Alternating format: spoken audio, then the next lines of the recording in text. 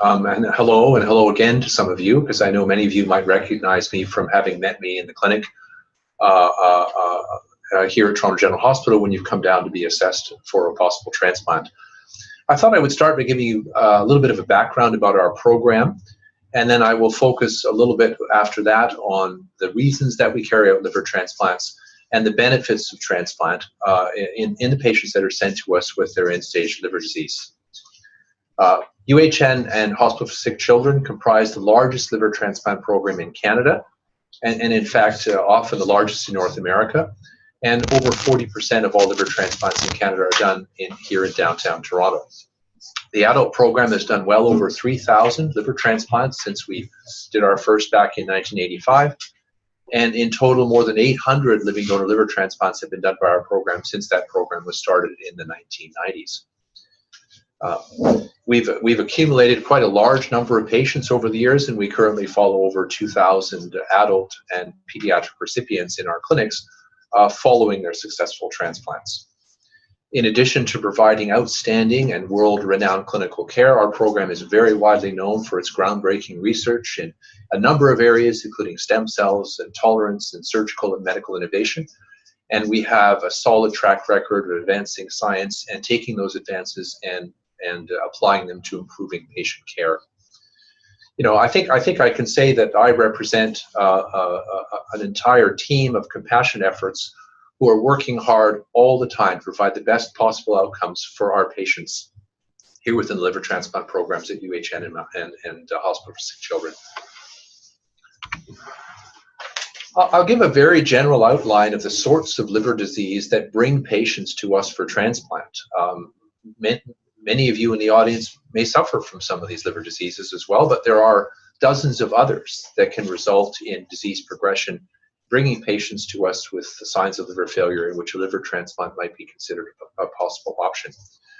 Of course, viral hepatitis, hepatitis B and hepatitis C has been around for many, many decades and have made up a solid core of our transplant patients. Although hepatitis C is diminishing somewhat these days due to advancements in care, it continues to make up a substantial number of our patients as well. One of the most rapidly growing indications for liver transplant in North America is fatty liver disease that's not attributed to alcohol use. This currently makes up close to a quarter of the patients' underlying liver disease that are sent to us here in the transplant program. Patients, of course, unfortunately continue to develop liver disease based on histories of alcohol misuse, and transplantation may be offered in that setting. And there are a number of other diseases, including primary sclerosing cholangitis, which is a type of autoimmune liver disease that also may result in end-stage liver disease and prompt our patients to be referred to our hospital for consideration for transplant. People might be surprised to hear that of all the things that I've mentioned, liver cancer actually is the #1 reason that patients are actually listed for liver transplant. Cancer can complicate any one of the liver diseases I've already discussed, there are, of course, a wide number of treatment options for liver cancer, but we see patients when it becomes clear that liver transplantation offers those patients with cancer the best chances of long-term cure. Well, why do we do transplants? And I say to patients when I meet them in the clinic is we do transplants primarily to improve our patients' quantity of life, but that we're proud to tell our patients that we will also have a very significant effect on their quality of life. Our patients can in general expect improved overall health and a longer life expectancy. For example, the average life expectancy of patients listed for transplant with advanced liver disease might be in the order of about 2 years, where the average life expectancy of patients who undergo liver transplantation now approaches 20 years. As mentioned, our patients generally enjoy a marked improvement in their quality of life, which is characterized by higher energy levels, less restrictions on their diet and activities, and many of our patients report immediate improvements in their memory and clarity of thinking as the toxic burden of their liver disease is lifted as well. Many of our patients who are waiting for transplant are in and out of hospital all the time, and of course with successful surgery they're able to spend more time at home with their family and friends and are able to go back to work in many cases as well. Many of our long-term recipients have resumed normal lives, essentially traveling, retiring, and doing all the things that they would have been unable to do had transplantation not been available for those patients as well. I have a moment here for questions. I'm not sure if any questions have come in through the webinar, but I'll pause just to see if there's anything that I might be able to address at this time. Thank you, Dr. Lilly. We are waiting for a couple of folks to complete their questions. I see them typing. But in the meantime, are there frequently asked? No, there are. I mean, I think one of the questions that typically comes up when we see patients in this clinic, and indeed even when I talk to the patients referring doctors, is about the timing of transplantation. That's not as straightforward as it sounds. Essentially, when we see a patient in the clinic, we're trying to answer the question, what would this patient's life expectancy likely be in the absence of a liver transplant? In other words, what is their liver disease going to do to them?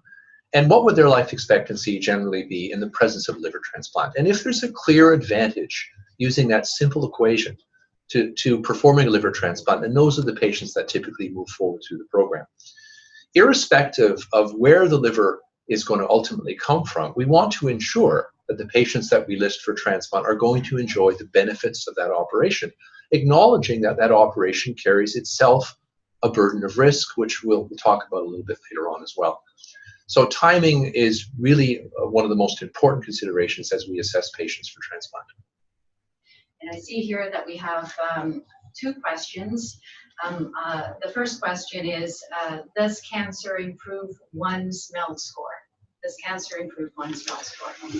It's an interesting way of asking that. I'll take a step back and remind people, as I'm about to say, that the higher the MELD score, the sicker the patient.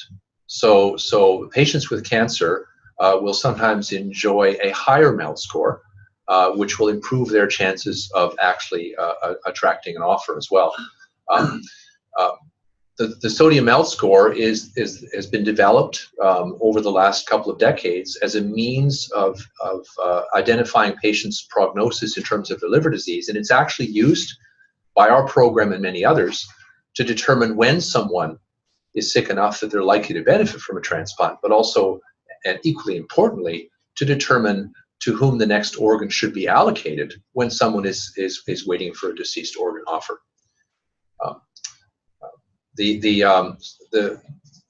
sodium MELD score was put into place through the Trillium Gift of Life program some years ago, and worldwide has become the leading indicator for making decisions about organ allocation in liver transplant programs.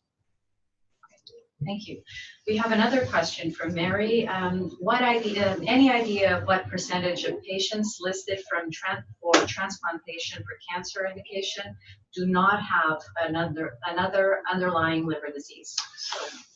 Well, that's a good point. I mentioned earlier on that liver cancer is one of the complications of almost any form of chronic liver disease. We will occasionally see patients with liver cancer who do not have cirrhosis and who have no identified precipitating liver disease that would cause it, but they would make up probably not even 1% of all the patients that we end up transplanting for cancer. So these patients are actually quite rare. I should emphasize that we are talking about liver cancer in this situation. We're not talking, for the most part, about cancers that have arisen elsewhere in the body and might have spread to the liver as part of the natural history of that disease. But primary liver cancer almost always arises in the setting of long-standing chronic liver disease. All right, so we have a final question, and that is, how many people are currently on the waiting list for transplant, and has that number come down at all because of an increase in donors, because of the opioid crisis or the use of livers with Hep C? In the province of Ontario currently, there are approximately 280 patients listed for liver transplant. I have to admit I haven't looked in the last few days, but it's been in that range for a while. In our own program, the number of patients waiting for transplant has approximately doubled over the last 5 or 6 years. So rather than seeing a reduction in the size of waiting lists as these new potential pools of organ donors have become available, our waiting list is actually growing, and that's because of the increasing prevalence of liver disease, primarily fatty liver disease, and the increasing prevalence of liver cancer, coupled with the recognition that liver transplantation is the best treatment for many patients with liver cancer. So our waiting lists are getting longer. We do indeed recognize that there has been an increase in organ donor rates related to the opioid crisis. It's an unfortunate fallout from that situation. But it has not had a dramatic impact on organ donor rates yet in the province of Ontario. And the number of patients that we see in Ontario with livers that are infected with hepatitis C is still relatively small, and again has not had a dramatic impact on our transplant rates, at least to date. Great, thank you. And I see we have a number of other questions, so we'll try to address those questions as we move through the presentation. We'll move on to the next section of Dr. Lilly's presentation and then get to a few more of your questions. Okay, So well, thanks to everyone for sending in their questions. And again, there are other ways that we can address those questions. Be sure to bring some of them with you when you come to clinic, for example. Now, I briefly alluded to the fact that there are two pathways to receiving liver transplants once it's been determined that someone is going to benefit from a transplant. Those pathways are living organ donation, deceased organ donation.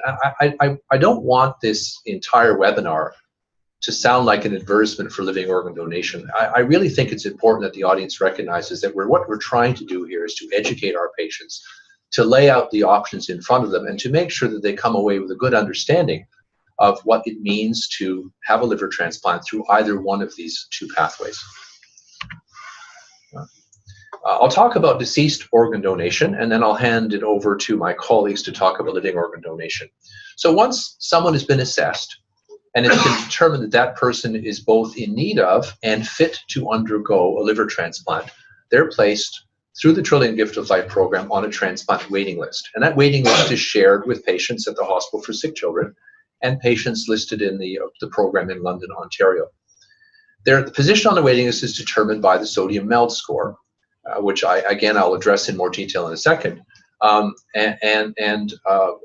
In order for a patient to receive an offer for a deceased organ donor, that patient in general has to have the highest sodium MELD score, meaning that in general, when you are in a position to receive a deceased donor, you have to be the sickest patient in the province in your blood group. And there's a downside to that statement, because as people get sicker and sicker, unfortunately, they may be less and less able to undergo the rigors of a transplant and may indeed drop off the waiting list entirely and miss the opportunity for a transplant entirely. The province of Ontario several years ago moved to the sodium MELD score, a relatively easy way of assessing the severity of our patient's liver disease. It incorporates a number of blood tests that we do on a routine basis. And we use it both to determine when someone is sick enough that they will likely benefit from a transplant, but also to rank the patients on the waiting list so that if an organ is offered tonight from the deceased organ donor pool, it will be offered to the person on the list in that blood group with the highest sodium MELD score, because that person is likely to benefit the most from receiving that liver that night. Patients with medical liver disease who are mostly our non-cancer patients are listed according to the MELD score that's calculated from the blood tests that are listed here. It's important to realize that in general, patients have to achieve a sodium MELD score of close to 30 before they are going to be likely offered a deceased organ donor. And that can mean, unfortunately, in many, many cases, that these patients will be unable to wait and will drop off the waiting list. Many of our liver cancer patients have very stable liver disease in spite of their cirrhosis, and they have very low sodium MELD scores. But because their mortality is not determined by their sodium MELD score, but by their cancer, they are assigned exception points. Even with exception points, it takes a year or so for patients with cancer to get to the point on the waiting list that we're likely going to start to receive offers for deceased organ donation. And whether you're talking about advanced liver disease or talking about liver cancer, a year or more is a very, very long time to ask someone to wait. This is why I say, and may have said to many of you in the audience, that the most dangerous part about a liver transplant is waiting for one. More patients are more likely to die on the waiting list than they are likely to die in the first several years after they receive their transplant. I should comment, as I already said, that this scoring system was put in place by the Trillium Gift of Life program. Our program and all the other programs adhere to this program. Our compliance with this program is monitored by Trillium. And more information about the sodium MELD score and how it's applied is available through the Trillium Gift of Life website.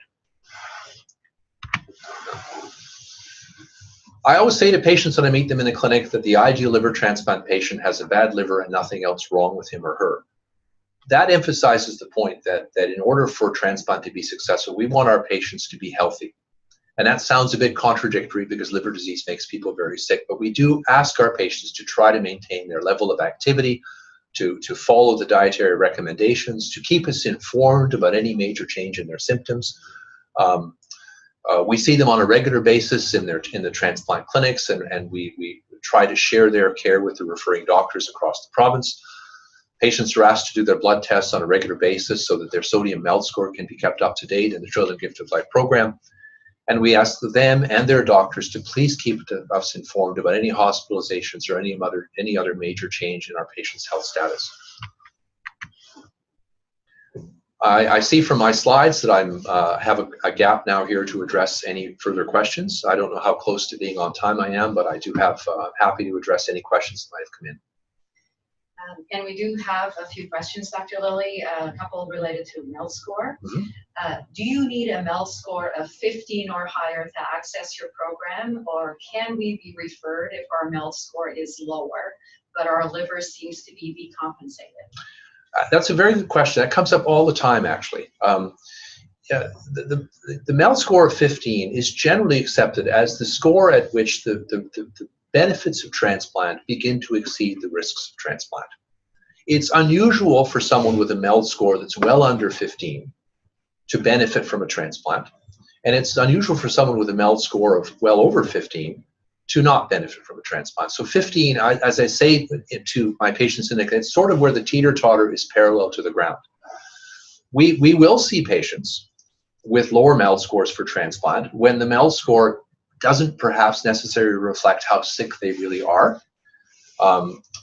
It's just when you balance the risks of the operation and the post-operative course and the anti-rejection drugs versus the benefits of transplant, that's where the number 15 tends to kick in. But there's no absolute number below which we will refuse to see patients in consultation if there's a reasonable likelihood that that patient might still benefit. Thank you. And Dr. Lilly, we have another question here from Meg. Is there a minimum MELD score for a live donor transplant? Well, I tried to emphasize earlier on that irrespective of the route of transplantation, of which pathway we take, we want to ensure that our patients are going to benefit from surgery. And so the same criteria apply about whether somebody's survival is going to be advantaged with transplant, if their MELD score suggests a transplant survival benefit. So in general terms, when we make a decision to list somebody for transplant, we try to do so independent of whether the person may or may not have a live donor, because that really has nothing to do about whether their transplant will be beneficial or not. Now, as it turns out, one of the advantages of living donation, as you will hear, means that transplants can happen earlier, and therefore patients who undergo live donor transplants tend to have lower MELD scores because their liver disease has progressed less. And those patients enjoy greater benefit because they're less sick when they go into the operating room as well. But I think it's safe to say that when we assess patients for transplant, we apply the same criteria irrespective of whether the patients are likely or not likely to have a potential living donor. Thank you. And we have a question here from Mary. Are there additional exception points for cholangitis, hospitalization, etc.? There are indeed. The exception point system is actually somewhat elaborate. Most of the patients that are granted exception points are patients with cancer, but there are a number of other conditions, including recurrent infections arising from the biliary tree, lung disease that's attributable to liver disease, other liver diseases where the MELD score really doesn't actually reflect patient mortality. There are 8 or 9 other circumstances other than liver cancer where exception points can apply. And we spend a great deal of time when we see patients in clinic elaborating how the exception point system works because it's important, I think, that our patients all understand exactly where they will sit once they're accepted for transplant and placed on the waiting list. Thank you. We have a question here from, just see, a little technical difficulty here. How is transplant by living donor result in hepatic pulmonary syndrome? I don't know, part of the question seems to have been cut off. Well, I can address that. I mean, without going into too much detail, hepatic pulmonary syndrome is a problem that develops in the lungs that's due to the problem that's with the liver. And ironically, this lung disease can be fixed by replacing the liver. And there is no particular difference in outcomes for hepatopulmonary syndrome, only in that patients who undergo living donor transplants have better outcomes overall. So irrespective of whether it's hepatopulmonary syndrome or liver cancer or cholangitis or the other things that we've mentioned, living donation carries a survival advantage, primarily because it eliminates most of the decline in our patients' health and it eliminates deaths on the waiting list. And that's true with hepatopulmonary syndrome and with anything else I can think of. Thank you. One more question here. Can a person's MELD score reverse? That's a good point. I mean, of course it can. I mean, the MELD score is calculated based on someone's liver tests. So if somebody, for example, is referred to us with cirrhosis due to hepatitis C, with some evidence of liver failure, and the hepatitis C is treated and liver function improves, the MELD score is going to fall, and as a result, the patients may lose their indications for transplant and may ultimately be removed from the waiting list. In fact, when we see patients with hepatitis C with relatively mild signs of liver failure, we may wait to see how they respond to treatment before we make a final transplant decision. The other situation where this may arise, for example, is that sometimes even 1 or 2 years after an individual with alcoholic liver disease has stopped drinking, we may still see some marginal liver improvement, which would be reflected by a decline in the patient's MELD score, and the patient may actually also lose their indications for transplant as well. Thank you. And this is the final question for this section. Is there anything beyond the regular get healthy, stay healthy that a potential live donor can do in preparation for a donation 2 to 5 years down the line? Well, I was actually referring to the recipients when I talked about that as well. And I think I'll leave it to my colleagues who are going to follow me to discuss recommendations around general health and lifestyle in terms of the living donors as well. What I always say to my transplant recipients is that the way that you look when you come out of the operating room depends mostly on the way that you looked when you went into the operating room. And transplanting early is always better than transplanting late. And that's the reason that we encourage our patients to remain as physically active as they can as they await organ replacement. The same principles, of course, would apply to someone who is about to become a living donor as well, although my focus has been on the recipients. Thank you, Dr. Lilly. We'll now turn it over to Zubaida Mohammed to talk about the next section of the presentation. Thanks, Paula. Thank you, Dr. Lilly, for that. As we know, we know that one of the so there's 2 pathways for liver transplantation, and we know that liver transplantation is a life-saving treatment. And as we've been hearing from Dr. Lilly, that the wait for a deceased donor organ can be a long wait for most people.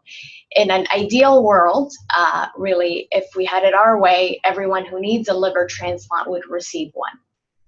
But unfortunately, as we mentioned, the wait can be a long period for people, and that's why we offer living donation as an option here in our program. So some of the benefits of living donation, it does, as we mentioned, it is a shorter pathway to liver transplantation. And as what Dr. Lilly was also alluding to, the recovery from living donation, or for living donor recipients, is faster recovery, mainly because of their health when they're going into the surgery, but also because the donor is going through a rigorous assessment as well. And also Dr. Grant will later mention about the outcomes for living donor transplantations. And generally, really from the donor perspective, we know that most donors don't have a direct medical benefit from the surgery.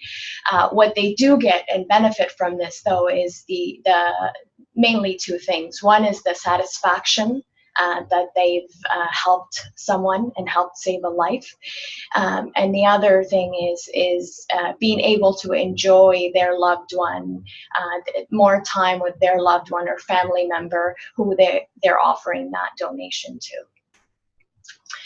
So in our program, we try to donor safety is our priority, and we have guidelines to assess donors and criteria to assess donors by that we abide by. So I'll go over some of the criteria. Our living donors must be between the ages of 16 to 60.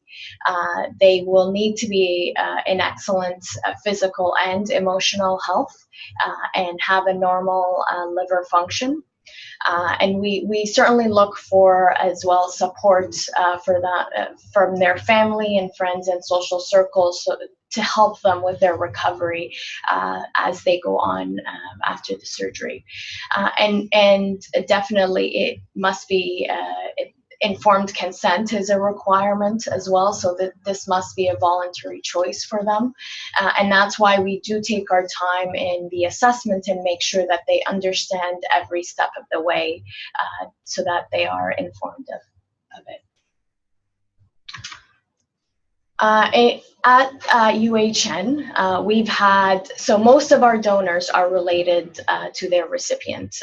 2/3 of them are related, and over half are children. And I'll take a point here and just go on and talk a little bit about the donation between children and parents.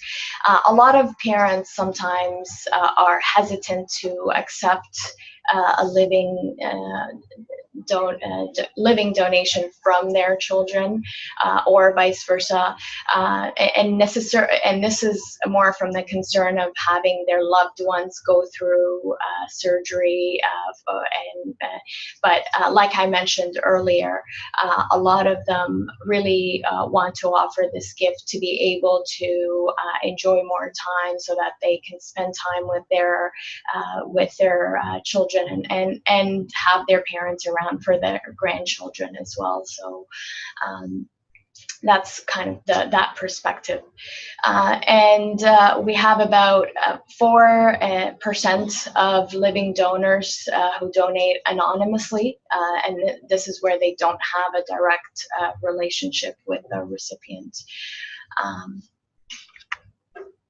So as a team, we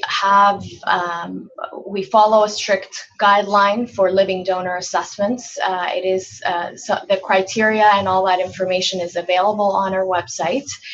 And really a key component of our process is that we will have 2 separate teams for caring for the living donor primarily, and a separate team for the recipient to protect privacy and confidentiality. Some of the practical considerations for living donation. So I get a lot of frequently asked questions, so those are mostly, this slide addresses most of them. We assess one donor at a time, and generally that assessment takes anywhere between 4 to 6 weeks, sometimes a little bit longer if needed, and when needed. Those tests are scheduled at the donor's convenience. However, it does require flexibility as well, and a time commitment from the donor. It usually takes about 8 weeks from the time of the application to a surgery generally. Most people wonder if the costs for the donor are covered under the healthcare plan. Not necessarily just OHIP, but the provincial plan will cover the cost of the surgery and the hospital stay. It doesn't cover the costs of the medications are not covered, so that will be through your private insurance. And the Trillium Gift of Life does offer a reimbursement program that covers some of the out-of-pocket expenses associated with the travel and accommodations if coming from from far. And the other question as well we get often is living donors from out of province.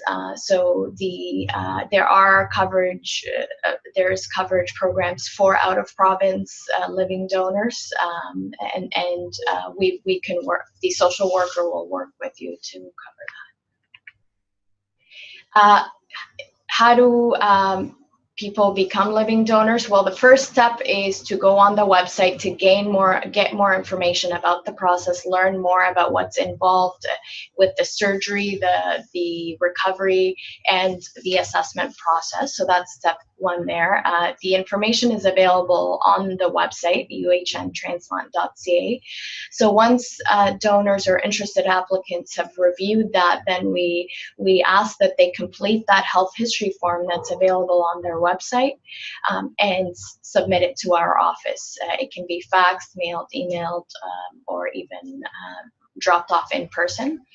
And once we've received it in the office, we will review it and confirm that we've received it as well. And now I'll just take this opportunity to see if there's any questions related specifically to applications for living donations. Or thank you, Zubeda. We have a question here. If siblings both want to be assessed, how is it determined which one is assessed first? So we encourage, there is no limit to how many applications can come forward to one recipient. So all interested applicants are encouraged to submit. Once we receive the applications in the office, we will review the health information and start the assessment for the most suitable person based on their medical history once reviewed. There are a number of questions regarding the length of time that the process takes. Can you remind us again how long it takes from when a medical history is submitted to transplantation, to donation and transplantation? Yeah. So when you submit an application, we will respond in 2 business days to confirm that we've received the application, and then we will begin the review. If you are not contacted immediately, it may mean that there is another donor in assessment for that specific recipient. Generally, one assessment, when a donor starts the assessment, it takes about 4 to 6 weeks on average to complete that assessment period, and then also keeping in mind donor availability and their schedule as well. And then shortly after, based on their availability for the surgery and the recipient's health need as well, the surgery would be scheduled then. Thank you. And I know we're going to get to more discussion around the risks for living donors. Are there, what do you generally tell living donors when you are going through the assessment process regarding the risks of donation? Really, generally, the surgical risks are discussed by the surgeons, but generally when people start the assessment process, it can be an intensive time, a lot of time commitment involved in this. There's also the risk of, when you go through testing a lot, a lot of things turn up that weren't unexpected as well. So that is something that living donors need to understand, is once they start testing, results can come up that were not expected, and that could impact your ability to get insurance in the future, and that sort of thing. So generally, those are the risks that we talk to our donors before they start an assessment and go over that. Thank you. And we have a comment here from Heather, who notes that CRA also reimburses organ donation costs that may not be reimbursed by the pre-laud program. And so we will try to include some of that information in our frequently asked questions document that will be circulated following the March 5th event. We'll try to address as many of these as possible. Thank you, Heather. All right, so why don't we move on to the next speaker, Dr. David Grant, and then we'll open it up again for questions. Thank you, Zubeda. Thanks, Zubeda, and Dr. Lilly. So in the last part of the seminar today, we're going to talk about the surgical aspects of liver transplantation. So in our program, there are 7 surgeons who perform deceased donor transplants, and 5 of the surgeons are involved with the live liver transplant program. Our program is unique in the aspect of the percentage of our cases that are performed with living donation. So although worldwide, live donation might even be considered the standard of care in many parts of the world, particularly places like Asia and India, but in North America it's been less common, and our program is one of the leading centers in this activity. In fact, our volume of activity is the largest in North America and the largest in the Western world. Nonetheless, even with this level of activity, it still only accounts for about 30% of the adult transplants and probably about 60% of the transplants in children.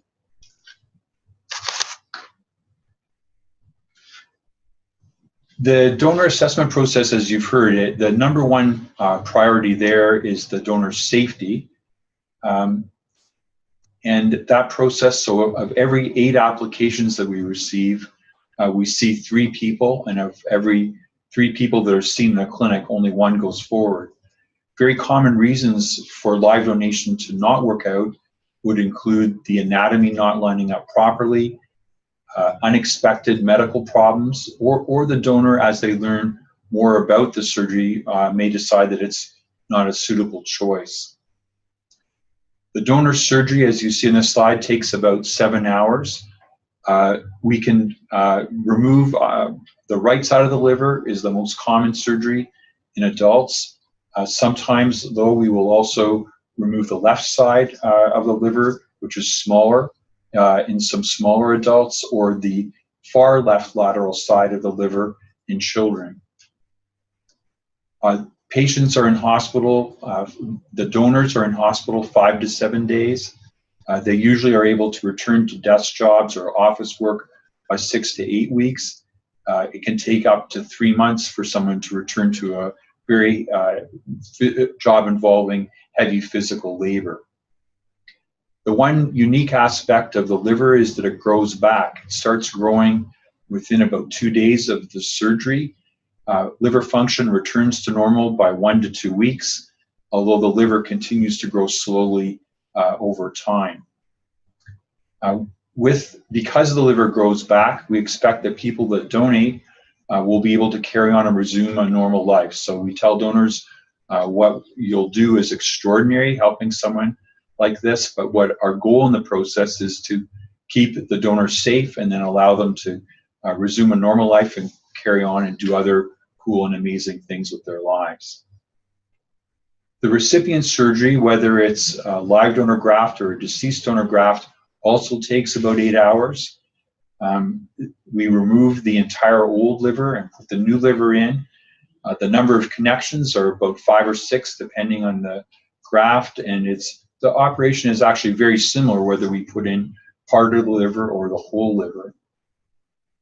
Many of the liver recipients, if they go into the surgery in good shape, are able to leave hospital about a week later. But obviously, if you go into that operation and you're very sick or very debilitated, it may take weeks to months to recover before you're able to return home.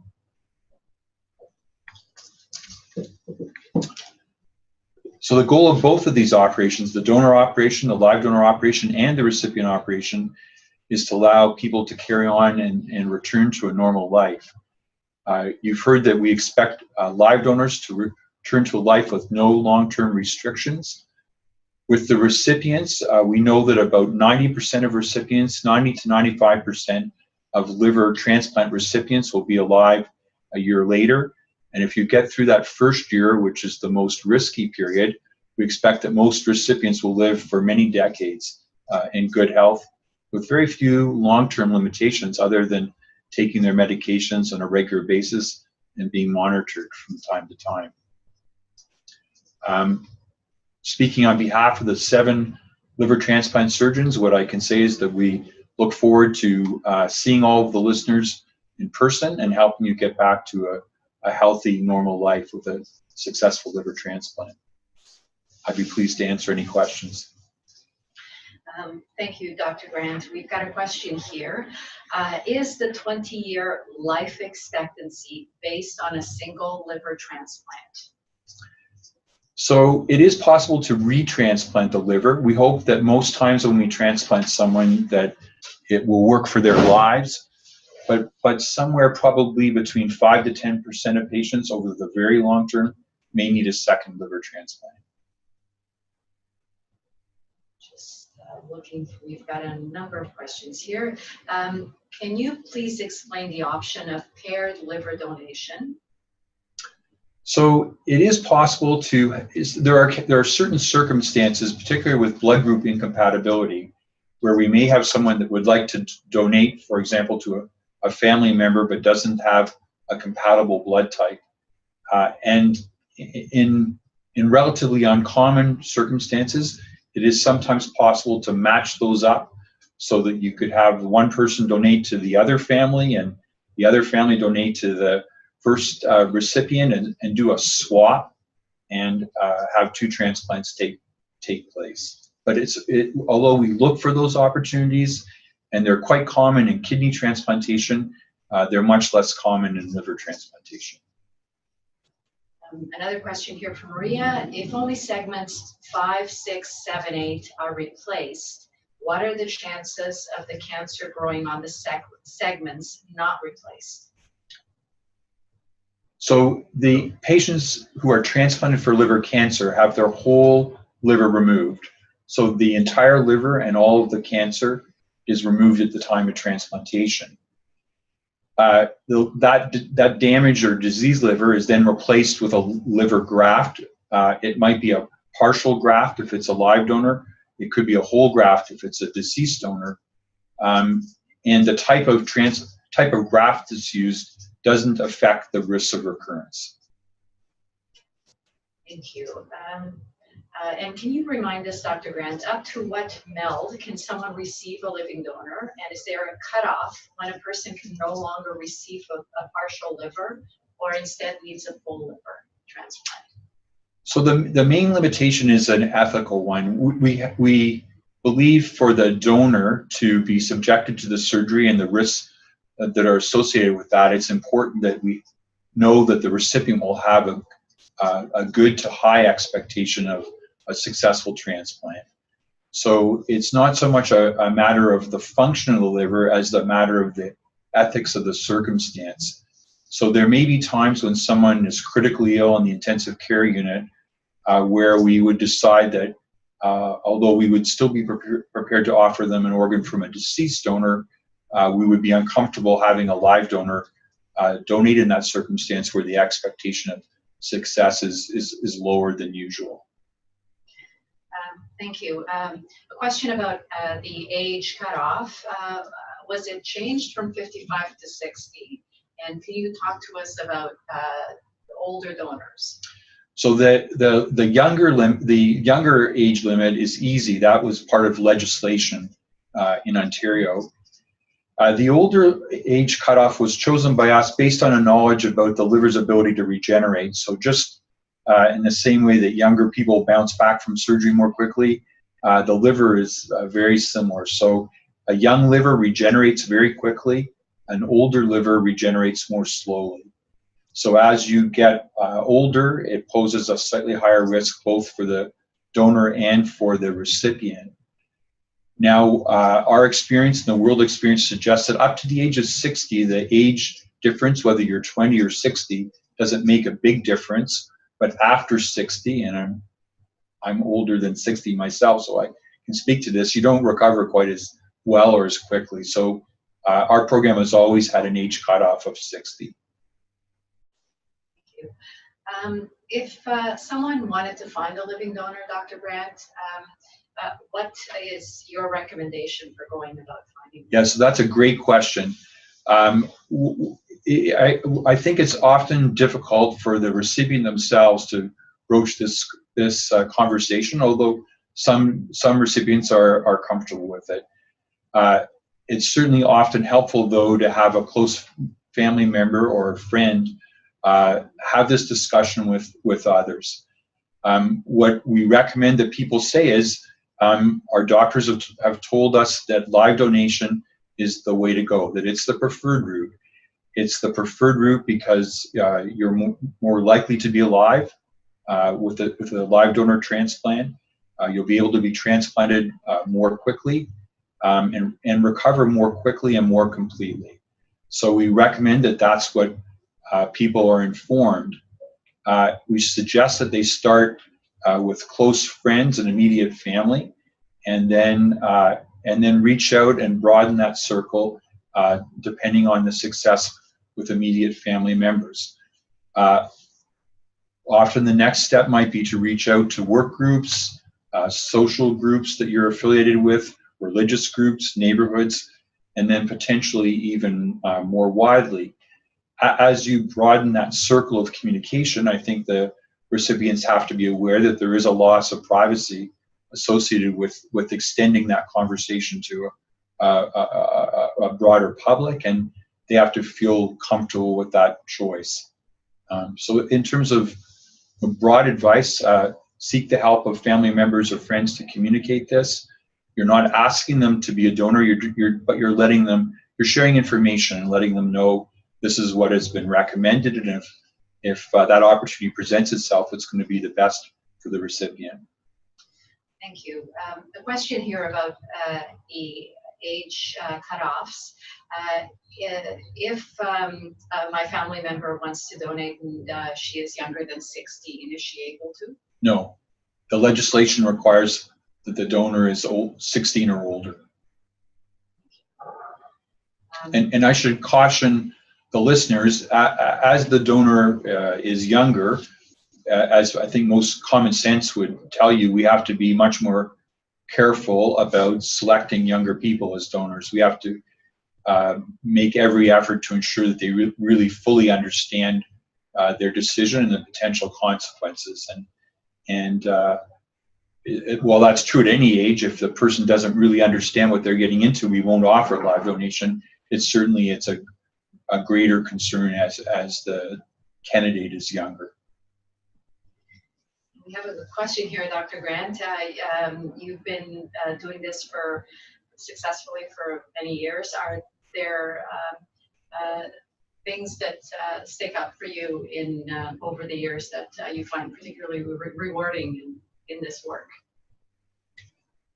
Well, I'm very lucky. I would say that every month I get cards and thank you notes from patients, and it's wonderful to recognize circumstances where someone's been desperately ill and return to a healthy, normal life with a successful transplant. So I think it's a great privilege for all of us on our team and for everyone that works here in the hospital to be part of this effort to help people get back to healthy, rewarding lives.